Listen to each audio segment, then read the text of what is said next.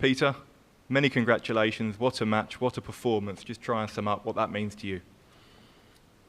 Obviously, I'm over the moon with the win, but I wasn't pleased with my performance. I just struggled for the whole game, just trying to just get the throw-in action and placing the dart, making it feel nice, but it didn't go. I think one throw throughout the whole match. I think I hit a 180 at a crucial time, and that was the only throw in the whole match. So it felt good. You said you struggled. You averaged over 100, hit 70% of your doubles. So if that's you struggling, that bodes well for the rest of the tournament, doesn't it? Yeah, it's just that game, though, isn't it?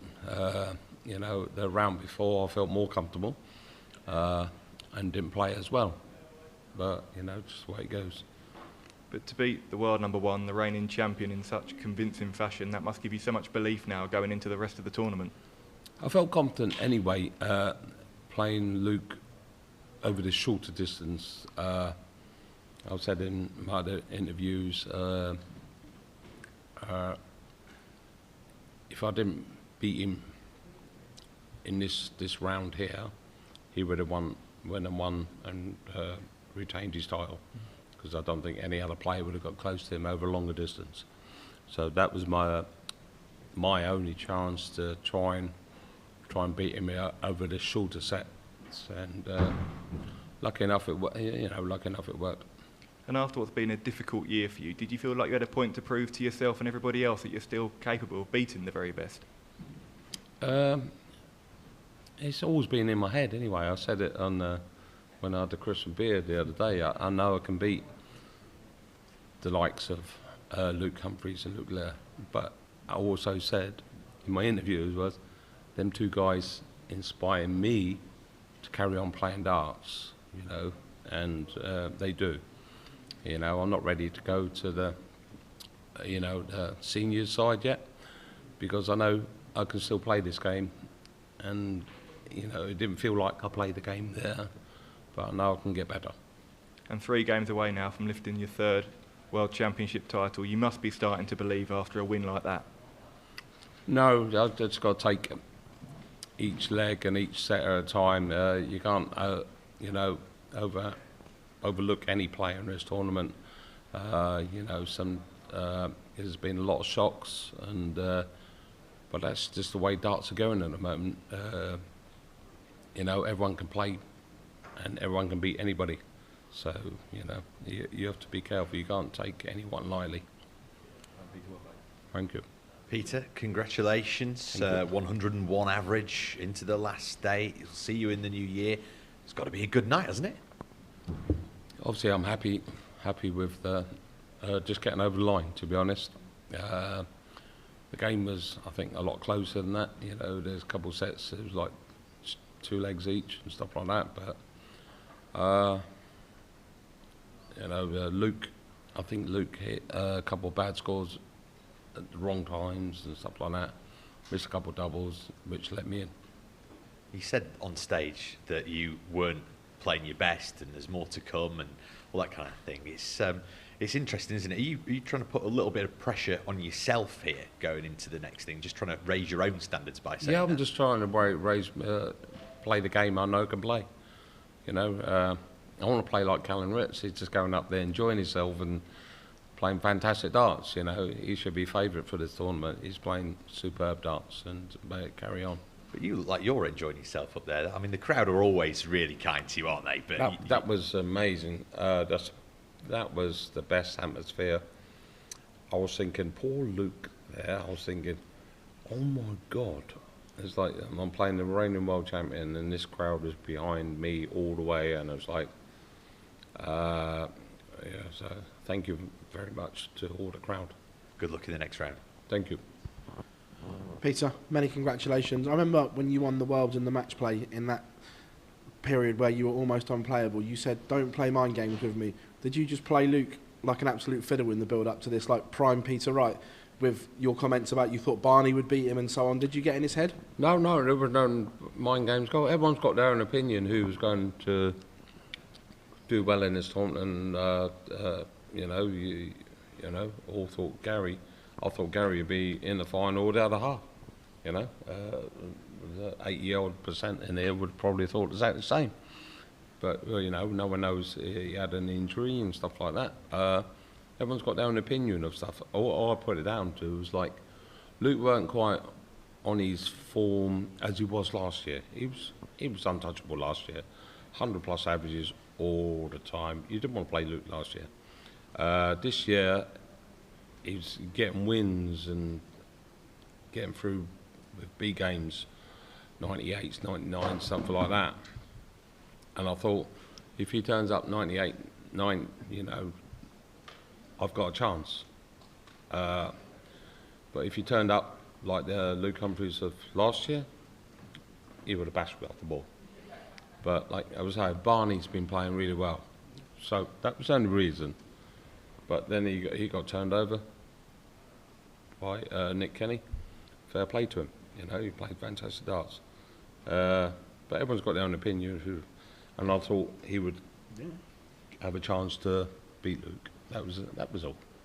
The dart selection as well. We haven't seen those darts for a while. Was it coincidence that you switched second game this year the same as you did when you won your first world title to those? I just shoved them in my case. They weren't the darts I was going to use for this tournament. I just shoved them in a case, and it was just, I picked them up where they go straight. They do. I just wanted the darts to go straight, and I could work with that. And that's it. And on stage tonight, we saw a lot of celebration from you, that fight and that desire, something we haven't seen an awful lot of. What switch has gone upstairs, like mentality switch, for you to go back to that version of yourself? I didn't mean to celebrate and stuff like that. You know, it's not me, but it's just like there was important shots at a important time. I didn't mean it against Luke or whatever. There was nothing to put him off. It was just, you know, it was crucial shots at crucial times. Okay, congratulations. Thanks, mate. Peter, well done tonight. For a man that's won 2 world titles, won everything that you have in the game, why did tonight mean so much to you? Because I'm still here and we ain't got to go out there and be big yet. No, it's just what it means to me, because I'll probably beat the best player in the tournament. You know, and I knew I had it in me still to compete against the best players in the world. Do you now consider yourself favourite to come through the top half of the draw? No, not at all. You got Steve Bunting and Luke Woodhouse. Yeah, who's playing some fantastic games. So, you know, I wish them all the best in their games, and to have a play, I don't care. I'll just be playing the board. Thank you. Peter, throughout your entire career, you've been written off. You were written off before you won the world title here in the first place. You're doing it all over again. People have just completely consigned you to the dustbin this year. Out of the Premier League, going to the seniors. Call me Dusty Bin. Oh, they've done the other way. Oh. When you are being written off, when your back is to the wall, is that what sort of inspires you even more? Not back to the wall. It was last year, it's the World Championships, Luke Humphries and Luke Litter. That final inspired me, and if you saw my interviews at the beginning of the year, I've said them 2 guys inspired me to try, practice harder, try different things, try different setups to become better. Hasn't worked all year until now. I've always said, you know, this tournament's only 2.5 weeks, 3 weeks long. That's all you got to play well. Well, you ain't got to play well in the beginning. You got to work your way into the tournament and play well at the right times. You know, it doesn't matter what you've done the rest of the year. Peter, well done on that huge win. You've always believed in yourself, and even in the tough moments, you've always said that you'll get back. Was there at any points over the past 2 years where you thought, actually, this might be done at the top level? Oh, yeah. I've sat in the Premier League when I've, you know, the past 2 years getting battered by these guys and wondering why I'm here, why they pick me and stuff like that, when I don't seem to perform for the crowd there. It's really strange and it's annoying. You know, Michael Van Gogh, you know, I was in tears last year. He's just like, he said, "You don't want to do it anymore, do you?" I said, "I don't know. Maybe I don't, maybe I do, but I'm not going to give up." And, you know, that's the main thing.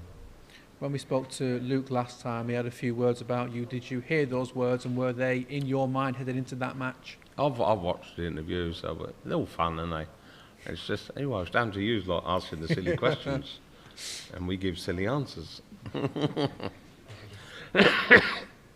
No, but yeah, it didn't put my back up and everything. He just replied to the questions that you asked, and that was all. And there was I had no animosity or nothing at all against Luke at all.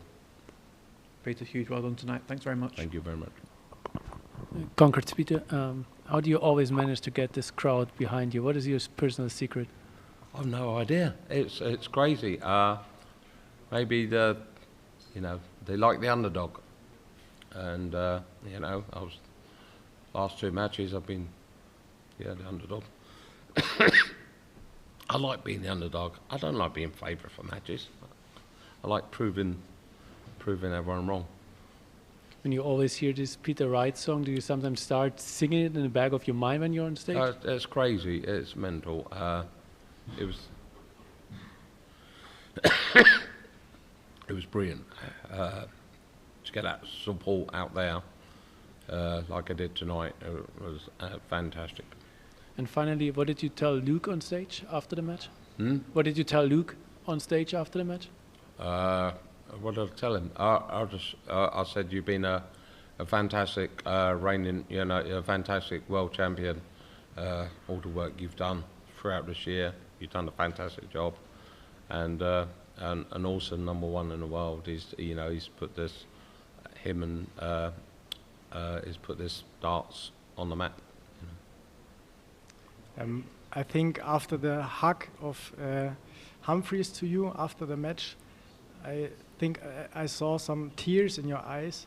Was it because of the words of Luke Humphries or because of the situation? Yeah, it was just the words of Luke Humphries. You know, he's such a gentleman.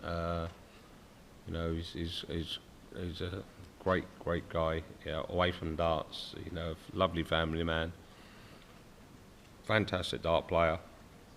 And you know, he had some really kind words to say to me. So Peter, huge well done. What did Luke say to you after the match? None of your business. And what do you expect from a possible quarter-final match-up with Stephen Bunting, who is obviously a crowd favourite as well? He's not a crowd favourite compared to me, is he? We'll have to. He's got a hard match against, you know, Luke Woodhouse. So whoever wins that game, I look forward to it. And finally, from me, what was the secret before the World Championship to play in such a good way after having such a difficult year? It was just the secret of just picking up them set of darts in front of him in my case. I thought I'd just take them just in case I might use them. That was it.